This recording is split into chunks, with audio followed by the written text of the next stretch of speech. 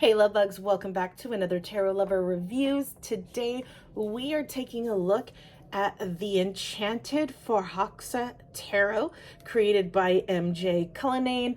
Now if you've heard of this tarot deck or you haven't heard of it, hopefully this review and the flip through that comes afterwards helps you to decide on whether or not this tarot deck is right for you.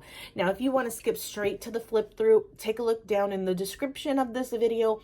I break down all the suits into chapters to make it easier for you to locate exactly where in the flip through you would like to start. But right now we are going to talk about the packaging, we're going to talk about the guidebooks, and we're going to talk about the cards, card stock, the card size, the imagery, the backing, everything. So if you're interested in the details, stick around. Otherwise, feel free to head on over to the flip through. Now, let's go ahead and take a look at the packaging. Now, if you are familiar with MJ's work, pretty much all of her tarot decks are in a similar box, which is fantastic. I love the consistency. It opens as so. So it opens from the top, and then here is the interior.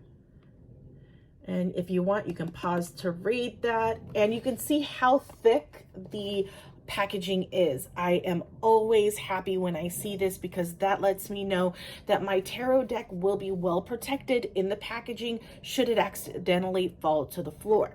So that is the packaging there, pretty quick and easy. Now let's go ahead and talk about the guidebook. So here is your guidebook. And the back. Okay, now as far as the information you receive within the guidebook, as you can see, you do not get pictures with each of the definitions, the meanings of the cards, which is totally fine. It is not needed. It's always welcome though. But what you do get within the guidebook is an awesome like yes or no. It helps with letting you know what cards could potentially mean yes, what cards could potentially mean no, or maybe. This is perfect when you yourself don't know or you don't have a particular way of how you read yes, no questions. So if you don't have a particular process, you can always use this. This is always helpful. I have my own way of doing that. It's a little bit easier. It's odds and even numbers.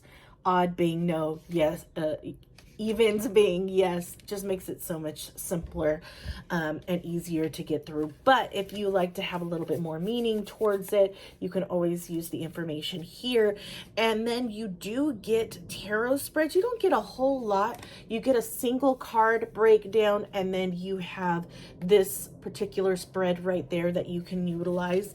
But still, there's a tarot spread you can utilize within the guidebook, which is fantastic. Now, in regards to, I'm sorry, I totally said that there was no imagery in the book. There is for the suits. So this kind of gives you a heads up on what you can expect for each of the suits. But at least you do get some type of imagery with the minor arcana. Now, as far as the information that is on the cards, it goes over the imagery that you see within the card and how that imagery can really represent that card in the tarot. So it gives you a bit of a story to go off of when you're looking at each of these cards. So it's great when you want to be able to have a different point of view when reading these cards. I think MJ has always been fantastic when it comes to their guidebooks. It makes it more intriguing to read instead of just really static information that you would get with any guidebook. They've created a storyline. They've made it to where each of these cards, when you read the meanings, it's more engaging. And I love that. So that is the guidebook.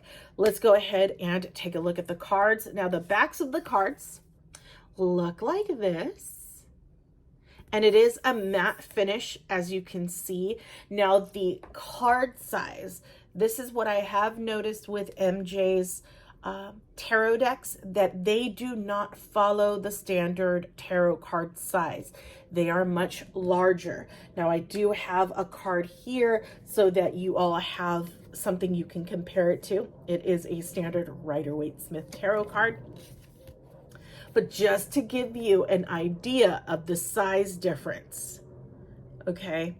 So her cards are always like that. They are always wider, or a tad bit wider, or a little bit shorter and wider than your average tarot card. They are never the same with any of them.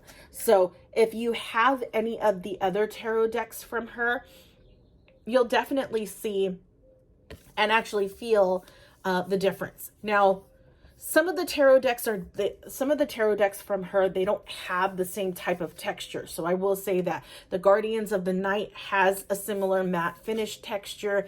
The Crow Tarot does not. It's matte, but it has like a gloss finish to it, to where it's still not slippery and it's not super paper-like, if that makes sense. So the texture on all of the cards are not necessarily the same. Okay, so that is the sizing, the backing of the cards, the card stock. Because the cards are bigger, the card stocks will be a little bit thicker, okay? So when you are, if you do visuals, if you prefer visuals, definitely helps, I know for sure. For cardstock, this cardstock is thick. The way that I can tell the cardstock is thick is if I split the deck in half and I'm going to do that riffle shuffle. It is very hard for me to bend the cards. So when it's hard for me to bend the cards, that tells me that it's a thicker cardstock. If I'm able to easily bend the cards, then you know the cardstock is flexible, it's not as thick, makes it easier for you to shuffle. If you are able to really bend the cards, then your cardstock may be a little bit on the thinner side than the average tarot deck. So this one, for sure, you can tell it is a thicker cardstock than most tarot cards. And because of the size, you may find it a little bit harder to split the deck in this way and shuffle it, because your fingers are really stretching to try to hold the cards from, top to bottom. You can shuffle or riffle shuffle from the side profile instead of the long ways. You can always do that as well, or you don't necessarily have to riffle shuffle. You can do, what everybody tends to do is the under over. I don't know exactly the exact naming for this, but I mean, you see what I'm doing. Some just cut it in half, continue to cut it in half, and just do it that way. Whatever feels comfortable to you. I just like to use the riffle shuffle as an example to show you how thick the cardstock is. So that is the dimensions of the cards and the cardstock. Let's talk about the imagery and the naming convention.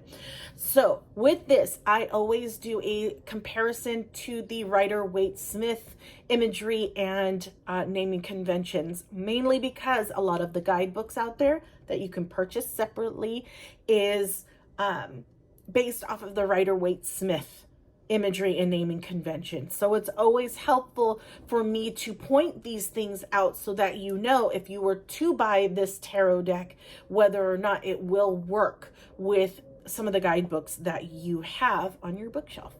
So let's talk about the naming convention first.